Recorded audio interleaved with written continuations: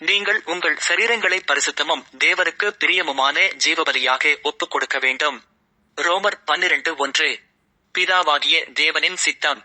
பிதாவாகிய தேவனிடம் நம்மை முற்றிலும் ஒப்புக் கொடுத்திருந்தால், நம்முடைய தேவைகளை பட்டியலிட்டு ஜெபிக்காமல், இன்றைய நாளுக்கு எனக்கான உம்முடைய சித்தம் என்ன என்று அறிந்து கொள்ளும்படி ஜெபிப்போம். இயேசு சொன்னார், பரலோகத்திலிருக்கிற என் பிதாவின் சித்தத்தின்படி செய்கிறவனே பரலோக ராஜ்யத்தில் பிரவேசிப்பானேயல்லாமல். மத்தேயு 7:21.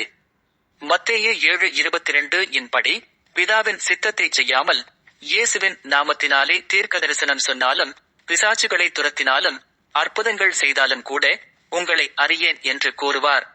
ஆகையால் நீங்கள் மதியற்றவர்களாயிராமல், கர்த்தருடைய சித்தம் இன்னதென்று உணர்ந்து கொள்ளுங்கள். எபேசியர் 5:17.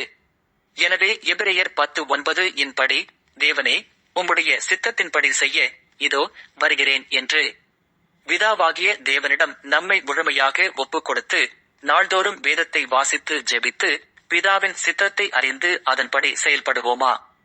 உலகமும் அதன் இச்சையும் ஒழிந்து போம்.